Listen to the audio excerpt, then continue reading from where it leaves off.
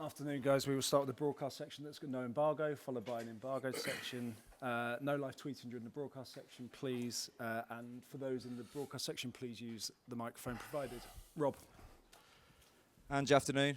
It's been a tricky run in terms of the injuries that have piled up for your team, results-wise as well. Just wonder what you've learnt about the character and the mentality of your group over the last few weeks, and also maybe the ability too of guys like Gio Lo Celso, who had been a periphery figure for quite a long time. Yeah, look, it's fair to say, not by design, but you kind of test all these things through tough periods, and we've certainly been through one, and still in many respects going through it now. But yeah, I've been really pleased with the players' application, commitment to sort of what we're trying to do, and like I said, guys have got an opportunity to, which maybe they wouldn't have got otherwise, and performance level in the last 4 games has been pretty good. Probably Wolves aside in terms of the kind of football we want to play. Obviously the results haven't, so it's still an area we need to kind of improve. But like I said, with everything we've gone through, we've certainly, like you said, you discover things. And from my perspective, the main thing is that I've been pleased with, like I said, the application and the determination for the players to kind of keep going. Christian Romero comes back tomorrow from suspension. How much do you feel you've missed him? And have you had to have a chat about just the need maybe to try and curb the odd rush of blood that he gets? Firstly, yeah, great to have him back because, I mean, he's the only, bizarrely, he's the only recognised centre-back we have fit at the moment because obviously Mickey van der Veen and Eric Dyer and Ashley Phillips, all first team are all sort of out. So just to have him as a sort of recognised centre-back back in the team is good, but he's also a fantastic player. He's a leader in the group.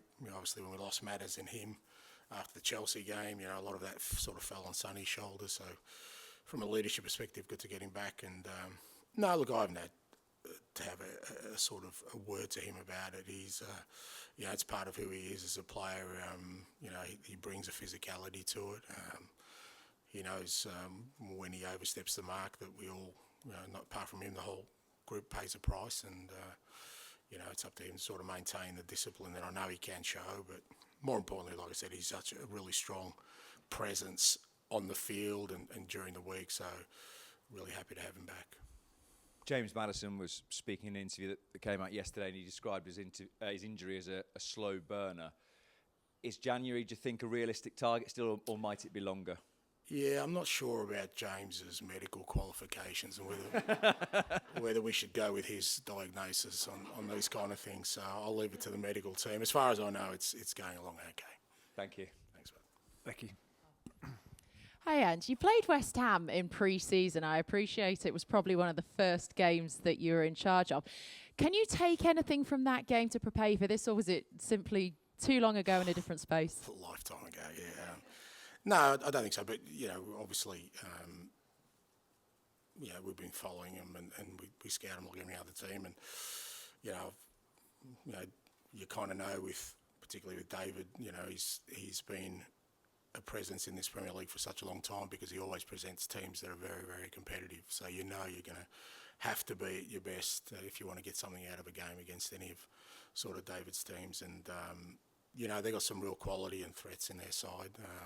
It's a bit different from pre-season for us, and for them was a totally different sort of backdrop to what we were doing. So, like I said, we're going to have to play at our best levels tomorrow to get something out of the game, and that's a challenge for us, and we'll be ready for it.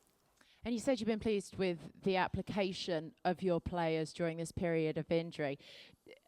After getting a draw against Man City, do you notice that there's an upturn in attitude in terms of just a spring in the step, or is it fairly consistent with the team, whether you're, with the results, whether they win or lose?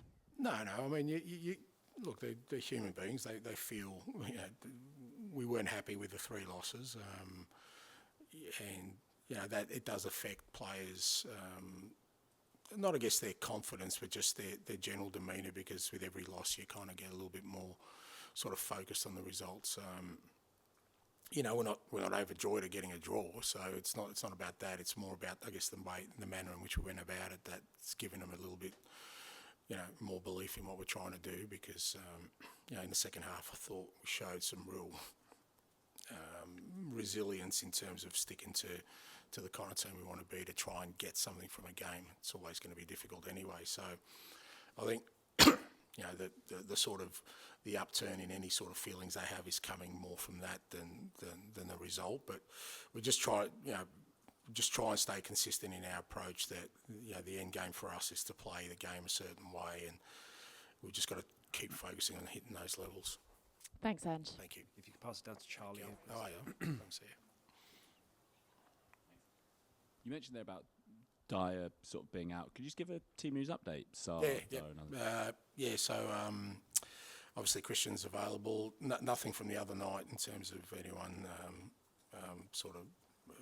disrupting this preparation. And from the guys out, Pape's back training probably tomorrow, maybe a bit too soon for him, but Sunday I'm pretty sure he'll be available. Richie got 5 minutes the other day, and he's still fairly short in his physical, where he is physically, but in terms of the injury, he felt pretty good. So again, he's available. All the rest, don't expect to see back for a while, I'd say. Including Eric, even? At this stage, because he hasn't trained for over a week now, and they're sort of still working on the issue. So I assume, even when he does come back, he'll need a bit of time to get back up to speed. What is his... it's a groin issue. It's a groin. And I just wanted to ask you about the kind of fringe players, in inverted commas, who've come in and stepped up. How gratifying is to see that? Because often at Spurs the last few years, that hasn't quite happened.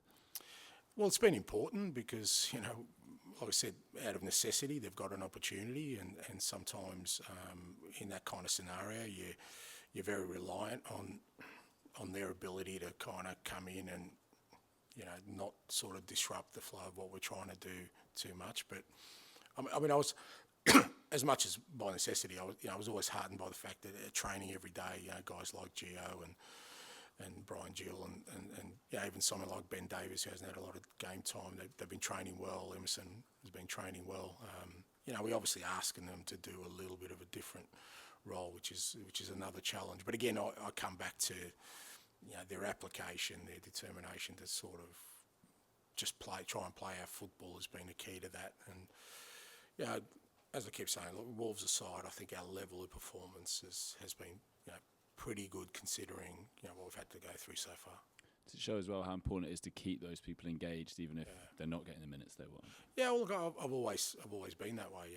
If you come and watch our training session, there's no one who's standing on the sideline. Everyone is involved. We gear our training sessions around the numbers we have. We don't sort of focus on one group over another, and it's for that reason. I think it's important that whether you're a player or a staff member, you need to feel like you're valued, you're part of something, and sometimes the guys who aren't sort of playing or haven't had an opportunity to play, their only chance to show what they can do is the training. So we've got to give them that platform, and I think that's helped us through this period. Ian. Hi, Ange. Hope you're well. Thanks, Richarlison coming back 4 weeks ago, he had his surgery, and as you say, he got 5 minutes or so at Man City, available for West Ham.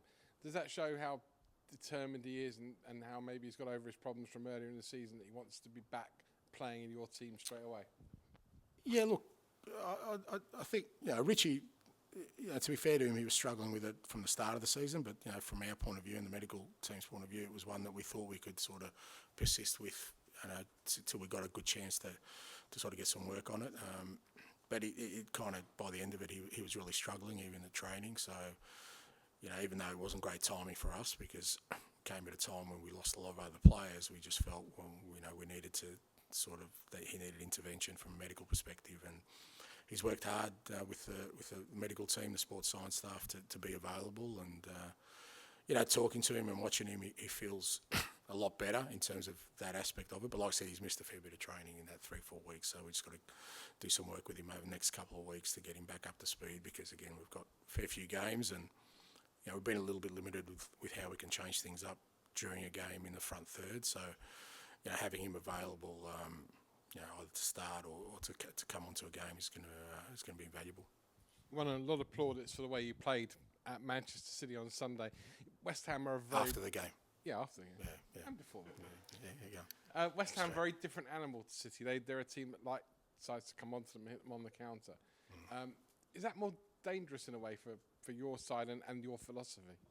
No, I think it's equally. I mean, I just think with all these challenges, there's the biggest sort of obstacle is, ourselves in terms of we need to hit certain levels, irrespective of what the opposition may bring to it, because the kind of game style we have, we're very reliant on how, we roll out the kind of football we want to play, because it's not so much about, stopping an opposition, it's whether we can impose ourselves on oppositions, and all of them have got threats, both with and without the ball that we've got to be wary of. So the challenge is the same. The challenge is about us, making sure that we hit the levels we need to then be able to play the game we want to. So it's a Premier League. Every game, you see it at the moment. There aren't many that, are kind of easy games for any team. Home or away, they're all pretty tight, and I've got no doubt tomorrow night will be a real good challenge for us. And you pretty much played, bar the odd week or so, once a week. How are you looking forward to, how much do you enjoy the relentlessness of December, where there's 10 games for you, and you're probably pretty much never going to see your family, and it's going to be all football? I don't know about not seeing my family has been. I'm not sure what your family life's like, mate. I like seeing mine. Having said that, they're off to Australia for some warmer weather on the weekend. That aside, look, I think for us, having the game a week, I know people have said is kind of, in some ways been an advantage. I understand that, but I've also felt it's been a little bit of a disadvantage because we've had a lot of players, particularly at the start of the year, who hadn't had a lot of football that we all of a sudden had to throw in, whereas if we'd had midweek games, even in Europe, you're forced to kind of give guys opportunities. So, the flip side of that is we're still very thin on numbers. So, the 3 games this week will test us. But, like I said, getting Romero back, having Richie available, hopefully Pape Sarr on the weekend, that gives us some more numbers, and at least the guys who haven't had a lot of football recently, or at the beginning of the year, like Benny and Emerson and Gio, Brian Gill, are now up to speed. Even Brennan Johnson, he's getting a clean run of games. So looking forward to it. I mean, it's 2 big games for us, particularly at home, and particularly after the results we've had recently, that we need to perform at a good level to get the results we need. Hi, Ange. Just want to ask you about Guillermo Vicario. Obviously getting a lot of praise for what he's doing with his hands, his saves, but with his feet, he seems to be getting better and better. How pleased are you with that, and how much work has someone like Rob Birch had to put into that, or was it something he always had? I think a combination of all those things. I think what you look for, or I look for in a goalkeeper, is above anything else is temperament, because that's what you're going to need to play sort of the football we want. That you're not going to be sort of, too on edge as, with respect to game state or what's happening at that moment. You have to stay really clear-headed, and I saw that, from the very first time we scouted him, just how sort of clear-headed he is as a personality. And you saw it last week where we, especially in the first half, we gave the ball away a lot in that sort of back third, but he persisted, and to be honest, he was a big part of sort of why we got to grips with the second half, because he persisted and he made some really good decisions for us to play out. Rob's done a lot of work with him for sure, and that's helped him, but the bulk of it is down to him, that he's got the temperament and, like I said, the willingness to play this way and sort of not shy away from it, just because, at times it can be challenging, and, he's a big part of sort of the way we set up, particularly, with the ball. And just going back to discipline briefly, Destiny Doggy, I think it's on 4 yellow cards now. Obviously, Christian, if he gets another straight red, it would be 4-match ban for him. You mentioned there about the effect that has on the group as well, more than the thing. Is that something that you have to police in that regard, make them aware of how it affects the rest of the group, or do the players kind of naturally do that?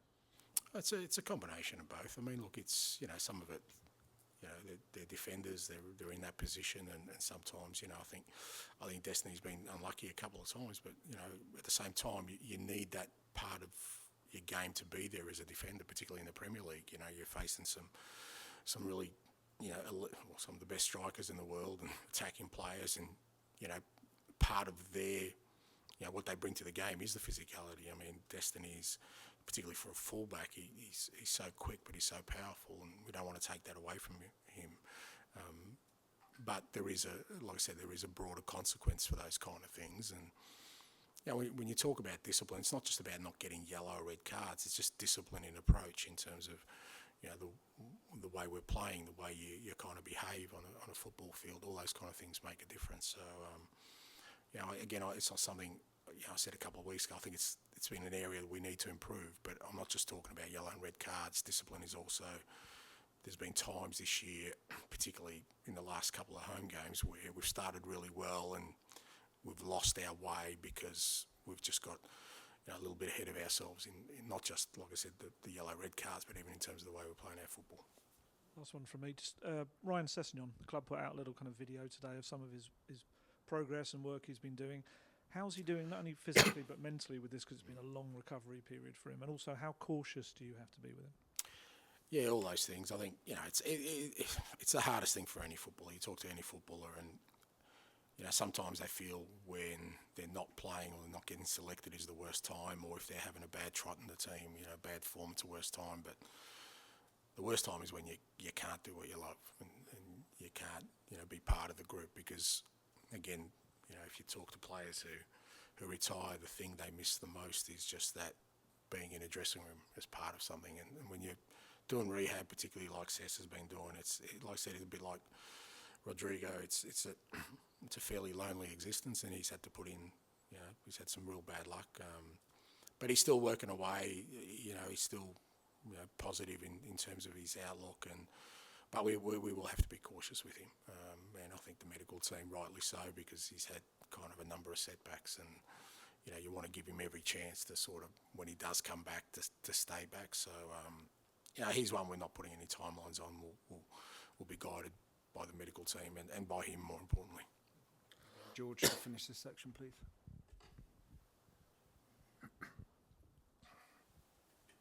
Hi, Ange. Just with Romero, has he been this last month?